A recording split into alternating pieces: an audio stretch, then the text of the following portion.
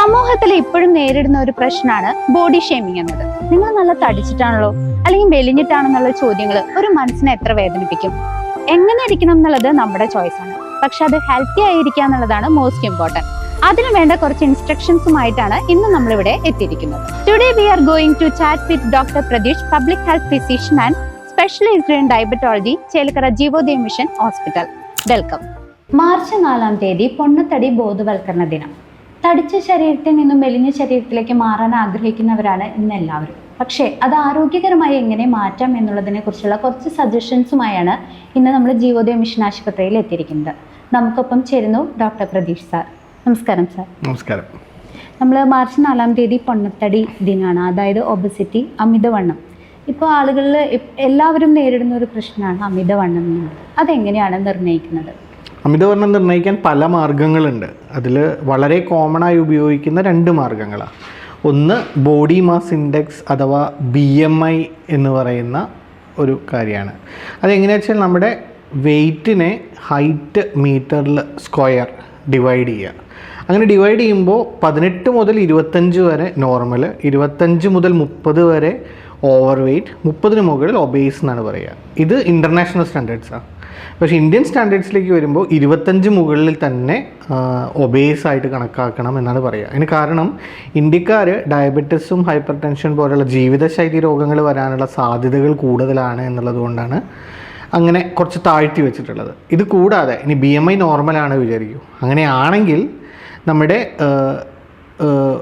Waste circumference എന്നാണ് പറയുക. എന്ന് പറഞ്ഞു കഴിഞ്ഞാൽ നമ്മുടെ വയറിൻ്റെ സർക്കംഫറൻസ്, നമ്മുടെ പൊക്കിൾ അംബ്ലിക്കസിൻ്റെ അവിടെയുള്ള ഒരു മെഷറിംഗ് ടേപ്പ് വെച്ച് മെഷർ ചെയ്താൽ പുരുഷന്മാരിൽ 90 സെൻറ്റിമീറ്ററേ പാടുള്ളൂ, സ്ത്രീകളാണെങ്കിൽ 80 സെൻറ്റിമീറ്ററേ പാടുള്ളൂ. ഇതിൽ കൂടുതലുണ്ടെങ്കിൽ അതും BMI നോർമൽ ആണെങ്കിൽ പോലും വേസ്റ്റ് സർക്കംഫറൻസ് 90-നും 80-നും കൂടുതലാണെങ്കിൽ അതും നമ്മൾ ഒബേസ് ആയിട്ടോ ഓവർ വെയ്റ്റ് ആയിട്ടോ ആണ് കണക്കാക്കുക. ഈ പ്രസവം കഴിഞ്ഞ സ്ത്രീകൾക്കും ഇതേപോലെ തന്നെയാണോ? ഈ പ്രസവം കഴിഞ്ഞ സ്ത്രീകളിലും നമ്മുടെ നാട്ടിൽ പ്രസവം കഴിഞ്ഞ സ്ത്രീകളിൽ ഇതൊരു വലിയ പ്രശ്നമാണ്. അതിൻ്റെ കാരണം എന്താണെന്ന് വെച്ച് കഴിഞ്ഞാൽ നമ്മുടെ നാട്ടിൻ്റെ കൾച്ചറിൻ്റെ ഭാഗമാണ് പ്രസവരക്ഷ എന്ന് പറയുന്ന സംഭവം. അതുകൊണ്ട് തന്നെ സ്ത്രീകൾക്ക് ഒരുപാട് ഭക്ഷണം കൊടുക്കാനും ഒരുപാട് ആയുർവേദ മരുന്നുകളും അങ്ങനെ പല കാര്യങ്ങളായിട്ട്, ലേഹ്യങ്ങൾ, രസായനങ്ങൾ, ഇങ്ങനെ പല കാര്യങ്ങളായിട്ട് സ്ത്രീകൾക്ക് ഒരുപാട് വെയിറ്റ് കൂടുന്ന സമയമാണത്. അങ്ങനെ സത്യത്തിൽ പ്രസവരക്ഷ കൊണ്ട് ഗുണമുണ്ടോ എന്ന് ചോദിച്ചു കഴിഞ്ഞാൽ നമ്മൾ പലപ്പോഴും ചെയ്യുന്നത് ഗുണത്തെക്കാളേറെ ദോഷമാണ്. വെയിറ്റ് കൂടാനും അവർ ഒബേസ് ആവാനും അതുവഴി ജീവിതശൈലി രോഗങ്ങൾ വരാനുള്ള സാധ്യതകൾ കൂടുകയാണ് ചെയ്യുന്നത്. നമ്മൾ ഈ BMI വെച്ച് നോക്കുമ്പോൾ ശരീരത്തിന് ആവശ്യമായ പോഷണങ്ങൾ ലഭിക്കുന്നുണ്ട് എന്നുള്ളത് നിർണ്ണയിക്കാൻ പറ്റുമോ? അങ്ങനെ ഒരു സാഹചര്യം അങ്ങനെയും ഒറ്റയടിക്ക് അത് മാത്രം പറയാൻ പറ്റില്ല. ശരീരത്തിൻ്റെ മസിൽ മാസും അങ്ങനെ പല കാര്യങ്ങളും നോക്കണം. പക്ഷേ 17 അല്ലെങ്കിൽ 18-ൻ്റെ താഴെയാണ് BMI എങ്കിൽ നമുക്ക് ഉറപ്പായും പറയാം ആ വ്യക്തിക്ക് ആവശ്യമായ പോഷകങ്ങൾ കിട്ടുന്നില്ല എന്ന്. അങ്ങനെയാണ് BMI വെച്ച് പോഷകങ്ങളുടെ കുറവ് പറയുക.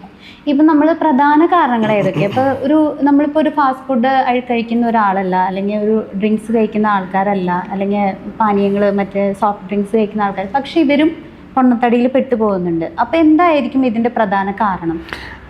പൊണ്ണത്തടി ഉണ്ടാവാനുള്ള കാരണങ്ങളെ നമുക്ക് 2-3 ഒക്കെ ആയിട്ട് ഡിവൈഡ് ചെയ്യാം. ഒന്ന് നമ്മുടെ ജീവിതശൈലിയുടെ പ്രശ്നങ്ങൾ തന്നെയാണ്. ജീവിതശൈലി എന്ന് പറയുമ്പോൾ നമ്മൾ കഴിക്കുന്ന ഭക്ഷണം, അമിതമായ ഭക്ഷണം, എക്സസൈസ് ഇല്ലായ്മ, ഇന്നത്തെ സമൂഹം ചെയ്യുന്ന ഫാസ്റ്റ് ഫുഡ്, സോഫ്റ്റ് ഡ്രിങ്ക്സ്, ഇതെല്ലാം കലോറി ഡെഫിസിറ്റ് ഇല്ലാതിരിക്കുക എന്ന് വെച്ചാൽ നമ്മൾ കഴിക്കുന്ന കലോറികൾ അറിയാതെ കലോറി കഴിക്കുന്നത് മാത്രമല്ല കലോറി നമ്മൾ ബേൺ ചെയ്ത് കളയുന്നില്ല. അപ്പോൾ അതവിടെ ഫാറ്റായിട്ട് ഡെപ്പോസിറ്റ് ചെയ്യും. ഇത് ജീവിതശൈലി. 2 സ്ത്രീകളിലെ പോളിസിസ്റ്റിക് ഓവേറിയൻ ഡിസീസ്, അതേപോലെ ഹൈപ്പോതൈറോയിഡിസം, ഇത്തരം അസുഖങ്ങളും പൊണ്ണത്തടി ഉണ്ടാക്കാം. പിന്നെ ചില മരുന്നുകൾ, ചില ആൻറ്റി ക്യാൻസർ ഡ്രഗ്സ്, അതുപോലെ സ്റ്റിറോയിഡ്സ് കുറേ കാലം ഉപയോഗിക്കുകയാണെങ്കിൽ അതൊക്കെ തടി ഉണ്ടാക്കാനുള്ള സാധ്യതകളുണ്ട്. ഇതെല്ലാം കൂടാതെ ഇന്നത്തെ സമൂഹത്തിൽ സ്ട്രെസ് എന്ന് പറയുന്നത് ഒരു വലിയ ഫാക്ടറാണ് പൊണ്ണത്തടിക്ക്. സ്ട്രെസ് ഈറ്റിംഗ് കേട്ടിട്ടില്ലേ? എന്ന് പറഞ്ഞു കഴിഞ്ഞാൽ ടെൻഷൻ വരുമ്പോൾ കൂടുതൽ ഭക്ഷണം കഴിക്കുക, ഉറക്കമില്ലാതിരിക്കുക, അതെല്ലാം പൊണ്ണത്തടിക്ക് കാരണങ്ങളായി മാറാറുണ്ട്. സാറ് പറഞ്ഞ പോലെ സ്ത്രീകളിൽ പൊണ്ണത്തടി എന്ന് പറയുന്നത് വലിയൊരു പ്രശ്നമാണ്. അപ്പോൾ പ്രസവം കഴിഞ്ഞ് അതുവരെ മെലിഞ്ഞിരിക്കുന്ന ഒരു സ്ത്രീ പ്രസവം കഴിഞ്ഞ് കഴിഞ്ഞാൽ അമിതമായിട്ട് വണ്ണം വെച്ചുകൊണ്ടിരിക്കുക. കാരണം എന്താണെന്ന് അറിയാതെ വണ്ണം വെച്ചുകൊണ്ടിരിക്കുന്ന അങ്ങനെ ഒരു അവസ്ഥ എന്തായിരിക്കും അതിനൊരു പ്രധാന കാരണം ഉണ്ടാവുക? നമ്മുടെ നാട്ടിലെ സ്ത്രീകളിലും പുരുഷന്മാരിലും, പക്ഷേ സ്ത്രീകളിൽ പ്രത്യേകിച്ച് വണ്ണം വെക്കുന്നതിൻ്റെ ഒരു പ്രധാന കാരണം ഇൻസുലിൻ റെസിസ്റ്റൻസും കൂടിയാണ്. സ്ത്രീകളിൽ ഓഫ് കോഴ്സ് ഹൈപ്പോതൈറോയിഡിസം ഡിറ്റക്ട് ചെയ്യാതെ ഉണ്ടാവാം, സബ് ക്ലിനിക്കലായിട്ട് ഹൈപ്പോതൈറോയിഡിസം ഒരു കാരണമാവാം, അല്ലെങ്കിൽ ഈ പറഞ്ഞ പോലെ ഈ പ്രസവരക്ഷയുടെ പ്രശ്നങ്ങൾ. പക്ഷെ പ്രസവിച്ച് കഴിഞ്ഞ സ്ത്രീകളിൽ PCODക്ക് സാധ്യതകൾ കുറവാണ്. കുട്ടികൾ ഉണ്ടാവാതിരിക്കാനല്ലേ PCOD കാരണം ഉണ്ടാവുക. പക്ഷേ പ്രസവിച്ച് കഴിഞ്ഞ സ്ത്രീകളിൽ സാധാരണ അമിതവണ്ണം കൂടുതൽ, പ്രത്യേകിച്ച് കഴുത്തിന് ചുറ്റും കറുപ്പ് കളറൊക്കെ വരും. അതിനൊക്കെ കാരണം ഇൻസുലിൻ റെസിസ്റ്റൻസ് ആണ്. എന്ന് വെച്ചാൽ ശരീരത്തിന് വേണ്ട രീതിയിൽ ഇൻസുലിൻ പ്രൊഡ്യൂസ് ചെയ്യണില്ല. അതുകൊണ്ട് തന്നെ ഈ നമ്മൾ കഴിക്കുന്ന ഭക്ഷണത്തിനെ ഗ്ലൂക്കോസായി കൺവേർട്ട് ചെയ്യാനോ അല്ലെങ്കിൽ എനർജിയായി കൺവേർട്ട് ചെയ്യാൻ കഴിയില്ല, പകരം അത് ഫാറ്റായിട്ട് ഡെപ്പോസിറ്റ് ചെയ്യപ്പെടും. അപ്പോൾ ഇൻസുലിൻ റെസിസ്റ്റൻസും സ്ത്രീകളിലെ പൊണ്ണത്തടിക്ക് ഒരു പ്രധാനപ്പെട്ട കാരണമാണ്. അത് കണ്ടുപിടിച്ച് അതിനുള്ള ചികിത്സകൾ നൽകുക എന്നുള്ളതാണ് ആ പൊണ്ണത്തടി കുറയ്ക്കാനുള്ള മാർഗം. ഇപ്പോൾ സമൂഹത്തിൽ നേരിടുന്ന ഒരു പ്രശ്നമാണ് ബോഡി ഷേമിങ്. തടിച്ച ശരീരമുള്ളവരൊക്കെ ആൾക്കാർ വേറൊരു കണ്ണോട് കൂടി കാണും, അതായത് അത് നന്നല്ല, ഇപ്പോഴും മെലിഞ്ഞിരിക്കുന്നതാണ് ഹെൽത്തി എന്ന് പറയുന്നത്. പക്ഷെ തടിച്ചിരിക്കുന്നവരെല്ലാവരും അൺഹെൽത്തി ആണെന്ന് പറയാനായിട്ട് സാധിക്കുമോ? ഇല്ല. തടിച്ചിരിക്കുന്നവരെല്ലാം നേരത്തെ പറഞ്ഞ പോലെ പാരമ്പര്യം എന്ന് പറയുന്ന ഒരു ഫാക്ടർ കൂടെ ഉണ്ട്. അച്ഛനും അമ്മയ്ക്കും ഒക്കെ വണ്ണുണ്ടെങ്കിൽ നാച്ചുറലി ആ വ്യക്തിക്ക് കുറച്ച് തടിയുണ്ടാവും. അപ്പം നമ്മളെപ്പോഴും ഈ BMI ഒക്കെ പറയുമ്പോഴേ അത് 90% ആളുകൾക്ക് നോർമലായിട്ടുള്ള കാര്യമാണ് പറയുക. ബാക്കി 10% ആളുകൾക്ക് അത് നോർമലല്ല. അതുകൊണ്ട് തന്നെ എല്ലാ വ്യക്തികളും വണ്ണം കൂടി എന്നുള്ളത് കൊണ്ട് മാത്രം അവർ അൺഹെൽത്തി ആണെന്ന് പറയാൻ കഴിയില്ല. അവരുടെ ജീവിത രീതികളെ, ഡെയിലി റൂട്ടീനെ ഈ വണ്ണം എഫക്റ്റ് ചെയ്യുന്നുണ്ടോ എന്നുള്ളതാണ് ആദ്യത്തെ ചോദ്യം.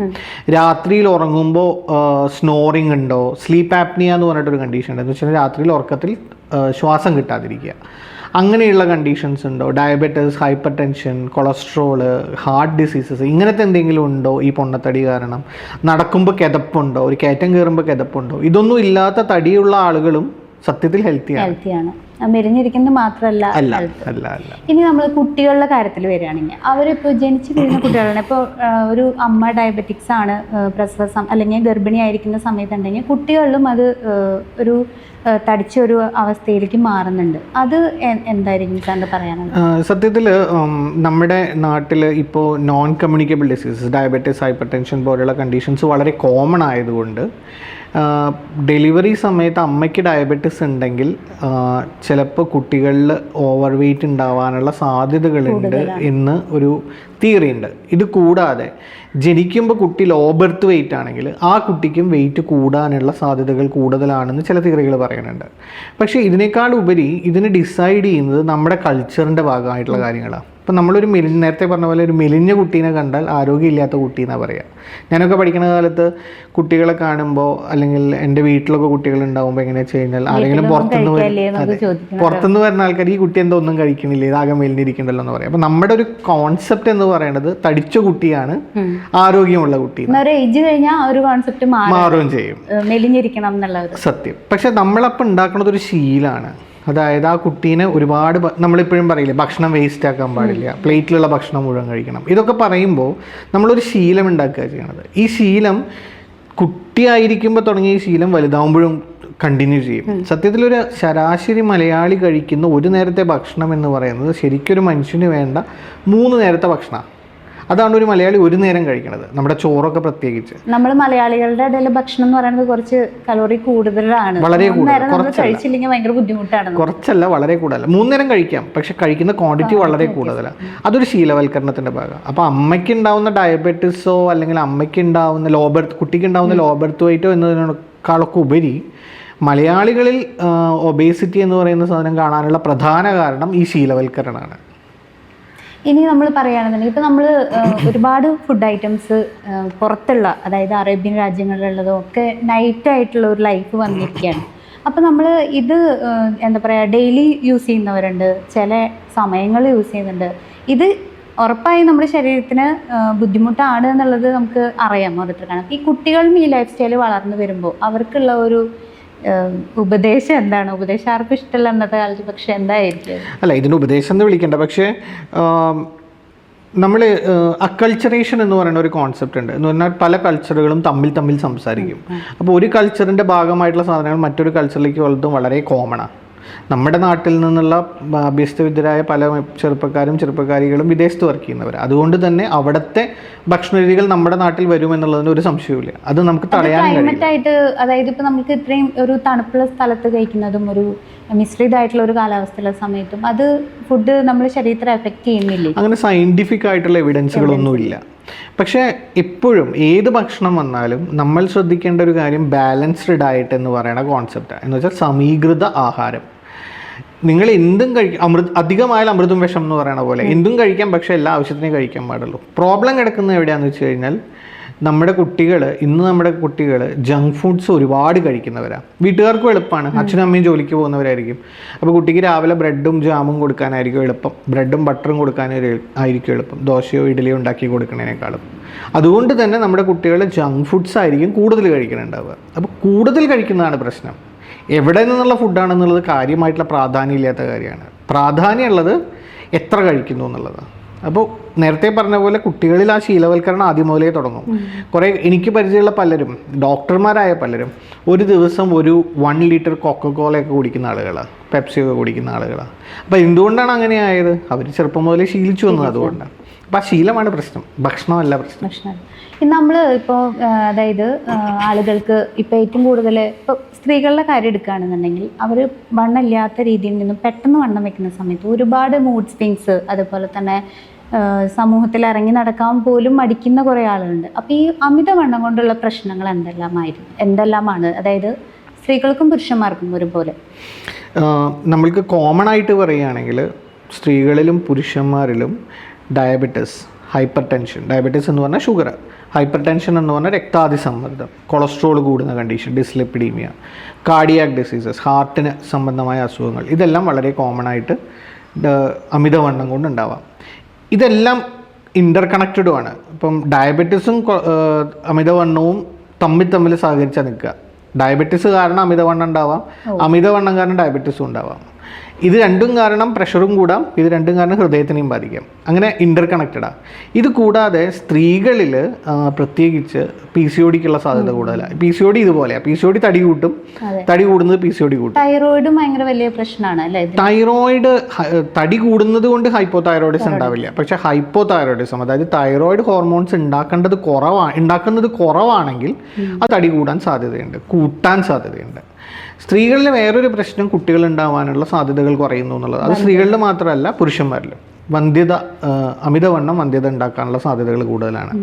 ഇത് കൂടാതെ നേരത്തെ പറഞ്ഞതുപോലെ മാനസികമായ സ്ട്രെസ്സും സമൂഹത്തിൽ നിന്ന് ഒറ്റപ്പെടുന്നു എന്നുള്ള തോന്നലുകളുമെല്ലാം സൈക്യാട്രിക് ഡിസോർഡേഴ്സിലേക്കും അമിതവണ്ണം കാരണമാവാൻ സാധ്യതയുണ്ട്. ഇത്രയാണ് പ്രധാന സോഷ്യൽ മീഡിയയിൽ ഒരുപാട് ഡയറ്റുകളെ കുറിച്ചിട്ട് എന്നും ഇപ്പോൾ റീൽസ് ആയാലും ഇൻസ്റ്റയിലായാലും നല്ല ഹെൽത്തി ഫുഡ് പറഞ്ഞിട്ട് ഒരുപാട് ഡയറ്റുകളും ഇതൊക്കെ വരുന്നുണ്ട്, എക്സസൈസുകൾ. ഇത് ഒരു ശരീരം അറിഞ്ഞുകൊണ്ടാണോ ചെയ്യേണ്ടത്, അതോ എല്ലാവരും ഒരേപോലെയാണോ? എല്ലാ എക്സസൈസും അല്ലെങ്കിൽ ഓരോ ഡയറ്റും എല്ലാവർക്കും അനുയോജ്യമാണോ?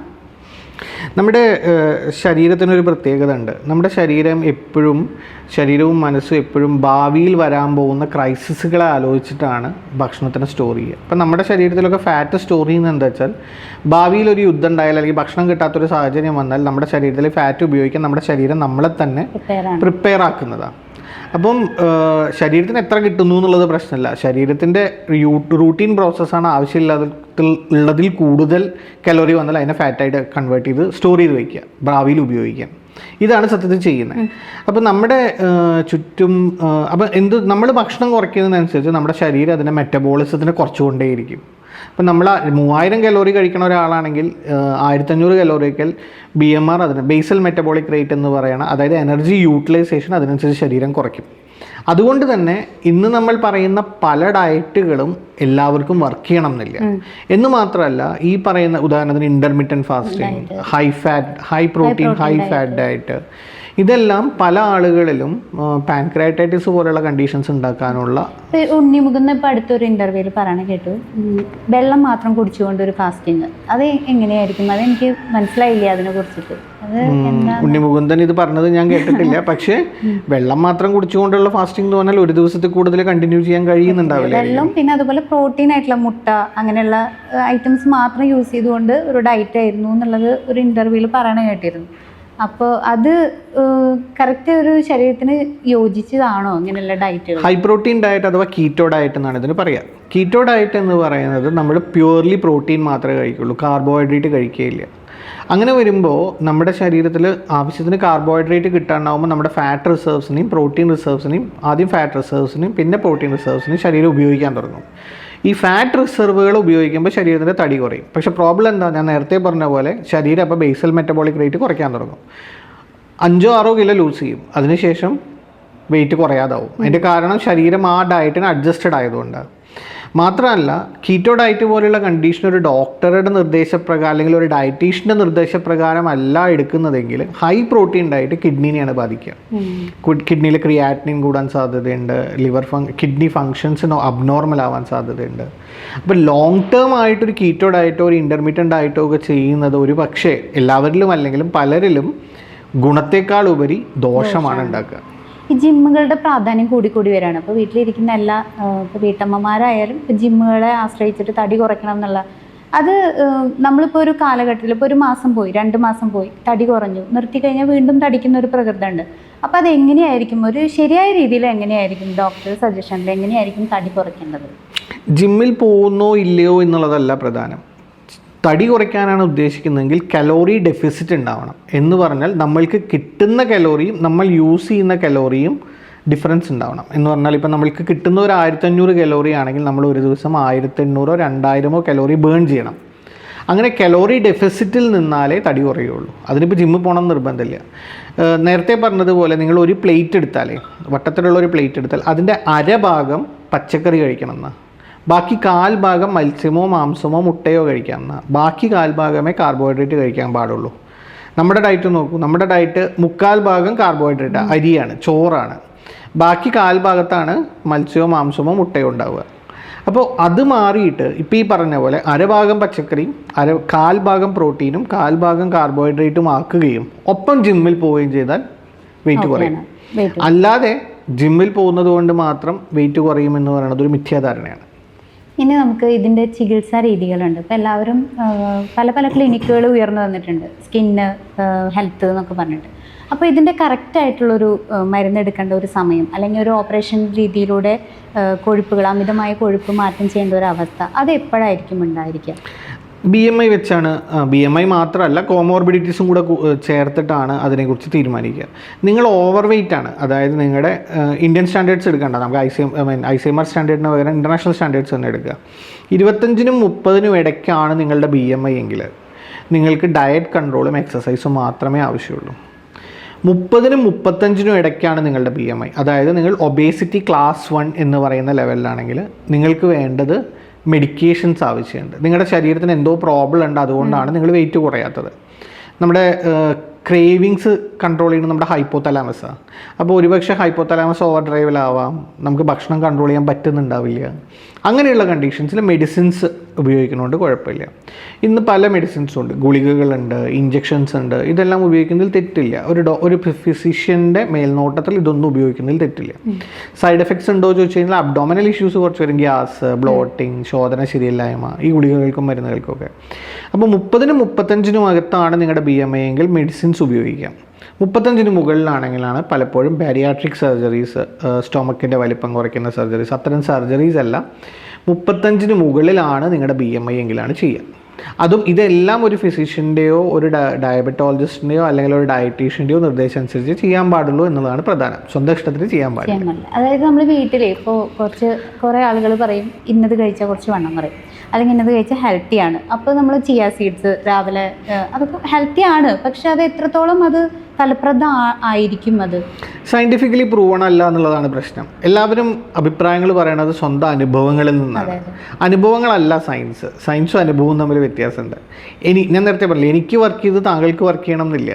ചിലർക്ക് ചിയ സീഡ്സ് കഴിച്ചപ്പോൾ ചിലപ്പോൾ വെയിറ്റ് കുറഞ്ഞിട്ടുണ്ടാവും. അത് മാത്രമായിരിക്കില്ല കാരണം, അവരതിൻ്റെ കൃത്യമായ കാരണം കണ്ടുപിടിച്ചിട്ടില്ല. ചിയ സീഡ്സ് ഉപയോഗിച്ച സമയത്ത് അവർ ചിലപ്പോൾ ഭക്ഷണവും കുറച്ചിട്ടുണ്ടാവും, അത് നമുക്കറിയില്ല. അപ്പോൾ പലരും പല പച്ചമരുന്നുകളോ അല്ലെങ്കിൽ അങ്ങനെ പല സാധനങ്ങളും കഴിക്കുന്നത് കാണാം. രാവിലെ ഹണി കഴിക്കണമെന്ന് പറയുന്നത് കേൾക്കാം. പക്ഷേ ഇതൊന്നും സയൻറ്റിഫിക്കലി പ്രൂവൺ അല്ല. ശ്രമിച്ചു നോക്കാവുന്നതേ ഉള്ളൂ. പക്ഷേ ഒരു ഡോക്ടറുടെ കൺസൾട്ടേഷൻ ഇല്ലാതെ ലോങ് ടേം ഇതെല്ലാം ചെയ്യുന്നത് ഒരു പക്ഷേ ഗുണത്തെക്കാളേറെ ദോഷം ചെയ്യാൻ സാധ്യതയുണ്ട്. സാറ് പറഞ്ഞല്ലോ ട്രീറ്റ്മെൻറ്റ് അവൈലബിൾ ആണ് എന്നുള്ളത്. ഇതിന് പാർശ്വഫലങ്ങൾ ഉണ്ടാവുമോ? അതായത് നമ്മളത് എടുത്തു, അല്ലെങ്കിൽ ഒരു ഓപ്പറേഷൻ നമ്മൾ തടി കുറയ്ക്കുന്നതിന് വേണ്ടി ചെയ്തു, അതിൻ്റെ പാർശ്വഫലങ്ങൾ ഉണ്ടായിരിക്കുമോ? ഫലങ്ങളുള്ളതിനെല്ലാം പാർശ്വഫലങ്ങളുണ്ട്. ഇപ്പോൾ സർജറി ആണെങ്കിലും മെഡിസിൻ, നിങ്ങൾക്കൊരു സാധനം, ഒരു ഗുളികയോ ഒരു മരുന്നോ കഴിച്ചിട്ട് പാർശ്വഫലങ്ങളില്ലെങ്കിൽ അതിൻ്റെ അർത്ഥം ആ ഗുളികയ്ക്ക് എഫക്റ്റും ഇല്ല എന്ന്. അതുപോലെ തന്നെയാണ് എല്ലാ കാര്യങ്ങളും. അപ്പോൾ ഫലങ്ങളുണ്ടോ പാർശ്വഫലങ്ങളും ഉണ്ടാവും. ഔട്ട്വേ ചെയ്യണത് ഏതാണെന്നുള്ളതാണ്. ഗുണമാണോ കൂടുതൽ ദോഷമാണോ കൂടുതൽ എന്നുള്ളതാണ് നമ്മൾ പലപ്പോഴും ആലോചിക്കുക. ഇപ്പോൾ എൻ്റെ ഒരു സുഹൃത്തുണ്ടായിരുന്നു, അദ്ദേഹം 165 കിലോ വെയിറ്റുള്ള മനുഷ്യനായിരുന്നു. അദ്ദേഹം ആദ്യം ചെയ്തത് 165 കിലോ എന്ന് പറഞ്ഞാൽ ഒരുപാട് വെയിറ്റാണ്. ആദ്യം ചെയ്തത് സർജറിയാണ്. സർജറി ചെയ്തപ്പോൾ അദ്ദേഹത്തിന് ഒരുപാട് ഡയറ്റിൽ റെസ്ട്രിക്ഷൻസ് വരുത്തേണ്ടി വന്നു. ഹൈ പ്രോട്ടീനോ ഹൈ ഫാറ്റോ കഴിക്കാൻ പറ്റാത്ത അവസ്ഥ വന്നു. ബ്ലോട്ടിങ് വരും, ഗ്യാഷ്യസ് ഡിസ്റ്റൻഷൻ വരും, ശോധന ശരിയാവാതിരിക്കും, ഇതൊക്കെ ഉണ്ടായി. പക്ഷെ അദ്ദേഹത്തിന് വെയിറ്റ് കുറഞ്ഞു. അദ്ദേഹം ഇപ്പോൾ 95 kgs ഉള്ളൂ. വെയിറ്റ് ഒരുപാട് കുറഞ്ഞു. വെയിറ്റ് കുറയ്ക്കുന്ന സമയത്ത് ഈ സ്കിന്നിൻ്റെ ചുളിവുകൾ വരാനായിട്ടും തൂങ്ങൽ വരാനൊക്കെ ആയിട്ടുള്ള ചാൻസ് ഉണ്ട്. അപ്പോൾ ഇതൊരു ഹെൽത്തി ഡയറ്റിലൂടെ അങ്ങനെ ഒരു ഇത് മാറ്റിയെടുക്കാൻ പറ്റും. അതായത് അങ്ങനെ ഒരു വെയിറ്റ് കുറയുമ്പോൾ വരുന്ന സ്കിന്നിൻ്റെ മടക്കുകൾ, പ്രത്യേകിച്ച് അബ്ഡോമൻ്റെ താഴെയാണ് മടക്ക് വരിക, അല്ലെങ്കിൽ ഈ കൈയിൻ്റെ ഇവിടെയാണ് മടക്ക് വരിക. അത്തരം മടക്കുകൾ സ്കിൻ ടോണിങ് എക്സസൈസസിലൂടെ ഒരു പരിധി വരെ കുറയ്ക്കാമെങ്കിലും പലപ്പോഴും നിങ്ങൾക്കൊരു സ്കിൻ ടക്കിങ് സർജറി വേണ്ടി വന്നേക്കാം. അത് പൂർണ്ണമായിട്ട് ഇല്ലാതാക്കാൻ കോസ്റ്റ്ലിയാണ്. 2 lakhs to 3 lakhs ഒക്കെ റേറ്റ് വരാം, അതിൽ കൂടുതലും വരാം, ഡിപ്പെൻഡിങ് ഓൺ ദ ഹോസ്പിറ്റൽ. പക്ഷേ ഒരു പരിധി വിട്ട് അത് കൺട്രോൾ ചെയ്യാൻ കഴിയില്ല. എക്സസൈസിലൂടെ ഒരുപാട് കുറയ്ക്കാൻ പറ്റും, പക്ഷേ കൺട്രോൾ ചെയ്യാൻ കഴിയില്ല ഒരു പരിധി വിട്ട്. അമിതവണ്ണത്തെ കുറിച്ചാണ് സംസാരിച്ചത്. ഇനി മെലിഞ്ഞിരിക്കുന്നവർക്ക് ഇതിലും വിഷമമുള്ള കുറേ ആളുകളുണ്ട്. അതായത് വണ്ണം വെക്കുന്നില്ല, ശരീരത്തിന് അത്യാവശ്യം ഭംഗിയില്ല എന്നുള്ളത് ചിന്തിക്കുന്ന ഒരുപാട് പേരുണ്ട്. ഈ പൊണ്ണത്തടി പോലെ തന്നെ വിഷമിക്കുന്നത്. അവർക്കുള്ള ഒരു സജഷൻസ് എന്തായിരിക്കും? മെലിഞ്ഞിരിക്കുന്നവർക്ക് ഭക്ഷണം കൂടുതൽ കഴിച്ചതുകൊണ്ട് തടി വയ്ക്കാൻ കഴിയില്ല. അവർ മെലിഞ്ഞിരിക്കുന്നത് അവരുടെ ശരീരത്തിലെ ഫാറ്റ് ഡെപ്പോസിഷൻ പാറ്റേൺ അങ്ങനെ ആയതുകൊണ്ടാണ്. അപ്പോൾ ഫാറ്റ് കൊണ്ടല്ല മെലിഞ്ഞിരിക്കുന്നവർ തടി വയ്ക്കേണ്ടത്, മസിൽ കൊണ്ടാണ്. മസിൽ കൊണ്ട് തടി വയ്ക്കണമെങ്കിൽ ആകെയുള്ള ഓപ്ഷൻ മസിൽ ബിൽഡിംഗ് ആണ്. ആ മസിൽ ബിൽഡിംഗ് എങ്ങനെയാണ് ചെയ്യുക? ജിമ്മിൽ പോവുക, അല്ലെങ്കിൽ അത്തരം muscle building exercises, resistant exercises എന്നാണ് പറയുക, വെയിറ്റ് റെസിസ്റ്റൻ്റ് എക്സസൈസസ് എന്ന് പറയുക. എന്നുവെച്ചാൽ ഭാരം പൊക്കുന്നത്, ജിമ്മിൽ പോയിട്ടുള്ള എക്സസൈസ്, അത്തരം എക്സസൈസുകളിലൂടെ മസിൽ കൂട്ടിക്കൊണ്ട് മാത്രമേ അത്തരക്കാർക്ക് വെയിറ്റ് കൂട്ടാൻ പറ്റുള്ളൂ. ഭക്ഷണം കഴിച്ചുകൊണ്ട് പറ്റില്ല. ഭക്ഷണം കഴിച്ചാലുള്ള പ്രോബ്ലം എന്താ? കൂടുതൽ ഭക്ഷണം കഴിക്കുമ്പോൾ നമ്മൾ നേരത്തെ പറഞ്ഞ ജീവിതശൈലി രോഗങ്ങൾ വരും എന്നല്ലാണ്ട് വേറെ കാര്യങ്ങളൊന്നുമില്ല. അതുകൊണ്ട് മെലിഞ്ഞിരിക്കുന്നവർക്ക് ഏറ്റവും നല്ല മാർഗ്ഗം ജിമ്മിൽ പോവുക, എക്സസൈസ് ചെയ്യുക, റെസിസ്റ്റൻ്റ് എക്സസൈസ് ചെയ്താലേ വെയിറ്റ് കൂടുകയുള്ളൂ. നമ്മളിപ്പോൾ നോർത്ത് ഇന്ത്യൻസിനെ വെച്ച് നോക്കുമ്പോൾ അവർ ഒരുപാട് പാലുൽപ്പന്നങ്ങൾ കഴിക്കുന്ന ആളുകളാണ്. നമ്മൾ താരതമ്യേന കുറവാണെന്നാണ് പറയുന്നത്. പക്ഷെ അവരെ നമ്മളെ വെച്ച് നോക്കുമ്പോൾ കുറച്ചും കൂടി കേരളത്തിലാണ് കൂടുതൽ അമിതവണ്ണത്തിനുള്ള ചാൻസ് കാണുന്നത്, ഒരുപാട് ആളുകൾ കാണുന്നത്. അതെന്തായിരിക്കും അതിൻ്റെ കാരണം? ഇന്ത്യയുടെ നോർത്തേൺ ഭാഗത്തുള്ള ആളുകളും ഇപ്പം നമ്മുടെ ഒപ്പം എത്തിത്തുടങ്ങി. സത്യത്തിൽ ജീവിതശൈലിയിലുള്ള വ്യത്യാസമാണ്. കൂടുതലും അഗ്രികൾച്ചറൽ ബേസ്ഡ് വർക്കുകൾ ചെയ്യുന്ന ആളുകളാണ് നോർത്ത് ഇന്ത്യയിലുള്ളവർ. അവരുടെ കലോറി നമ്മളെക്കാളും കൂടുതലാണെങ്കിലും അവരുടെ കലോറി ബേണിങ്ങും നമ്മളെക്കാളും കൂടുതലാണ്. നമ്മൾ നമ്മുടെ പൈതൃകം കൊണ്ട് കുറച്ചും കൂടെ ഒരു അഡ്വാൻസ്ഡ് കൾച്ചർ ആയതുകൊണ്ട് നോർത്ത് ഇന്ത്യൻ ഭാഗത്തുള്ള ആളുകളുമായി കമ്പയർ ചെയ്യുമ്പോൾ നമ്മൾ ഓൾറെഡി ഓഫീസ് വർക്കുകളും വൈറ്റ് കോളർ ജോബ്സിലേക്ക് മാത്രമായിട്ട് ഒതുങ്ങി. ഭക്ഷണത്തിൻ്റെ പ്രോബ്ലം അല്ല പ്രശ്നം, നമ്മുടെ ആക്ടിവിറ്റീസ് കുറവാണ് അവരെ വെച്ച് കമ്പയർ ചെയ്യുമ്പോൾ നമ്മളുടെ ജീവിതത്തിൽ ജീവിതശൈലി രോഗങ്ങൾ കൂടാനുള്ള കാരണം. ജീവോദയ മിഷൻ ഹോസ്പിറ്റലിൽ ഇങ്ങനെ അമിതവണ്ണമായിട്ട് വരുന്ന ഒരു പേഷ്യൻറ്റിനുള്ള ട്രീറ്റ്മെൻറ്റ് എന്തായിരിക്കും? ഡോക്ടർ സജസ്റ്റ് ചെയ്യുക എന്തായിരിക്കും? നമുക്കിവിടെ ഡയറ്റീഷ്യൻ്റെ സപ്പോർട്ട് ഉണ്ട്. ഞാനിവിടെ എല്ലാ ദിവസവും 12 to 3 o'clock അവൈലബിൾ ആണ്. ഞാൻ ഡയബറ്റോളജി ട്രെയിൻഡ് ആണ്. അതുകൊണ്ട് തന്നെ ഡയറ്റ് റെസ്ട്രിക്ഷൻസിൽ എന്തൊക്കെ കാര്യങ്ങൾ വേണമെന്നുള്ള ബേസിക് കാര്യങ്ങൾ എനിക്ക് പറഞ്ഞു തീർക്കാൻ കഴിയും. സർജറി ഒഴികെയുള്ള മെഡിക്കേഷൻസ് ഉൾപ്പെടെ എല്ലാ ട്രീറ്റ്മെൻറ്റ്സും ജീവോദയ ഹോസ്പിറ്റലിലും വെയിറ്റ് റിഡക്ഷന് അവൈലബിൾ ആണ്. അതുകൊണ്ട് തന്നെ നമ്മുടെ സമൂഹത്തിൽ, പ്രത്യേകിച്ച് ചേലക്കര പോലെയുള്ള ഒരു സ്ഥലത്ത്, ഇന്നും അത്രയും അർബണൈസ്ഡ് ആവാത്തൊരു സ്ഥലത്ത് മെഡിസിൻസ് വേണ്ടവർ തന്നെ കുറവാണ്. ഡയറ്റ് റെസ്ട്രിക്ഷൻസിലൂടെ തന്നെ വെയിറ്റ് കുറയ്ക്കാൻ കഴിയും, അല്ലെങ്കിൽ ഡയറ്റ് റെസ്ട്രിക്ഷൻസും എക്സസൈസിലൂടെയും തന്നെ വെയിറ്റ് കുറയ്ക്കാൻ കഴിയും. അങ്ങനെയുള്ളവർക്ക് അതിന് വേണ്ട ഉപദേശങ്ങൾ നൽകാനും ഡയറക്ഷൻസ് നൽകാനും സപ്പോർട്ട് കൊടുക്കാനും നമ്മുടെ ആശുപത്രിയിൽ നിന്ന് സാഹചര്യങ്ങളുണ്ട്. ഒപ്പം തന്നെ മെഡിക്കേഷൻസ് വേണ്ടവർക്ക് ആ മെഡിക്കേഷൻസ് പ്രിസ്ക്രൈബ് ചെയ്യാനും നമ്മുടെ ഫാർമസിയിലും അത്തരം മെഡിക്കേഷൻസ് അവൈലബിൾ ആണ്, അത് കൊടുക്കാനും അതിലൂടെ വെയിറ്റ് കുറയ്ക്കാനും സാധിക്കും. ഇത്തരം കാര്യങ്ങളെല്ലാം നമ്മുടെ ആശുപത്രിയിലുണ്ട്. സമൂഹം നേരിടുന്ന വലിയൊരു പ്രശ്നത്തിനുള്ള സജഷൻസാണ് ഡോക്ടർ പ്രദീപ് സാർ നമുക്ക് വേണ്ടി പങ്കുവച്ചത്. എന്തായാലും നന്ദി സാർ. Thank you.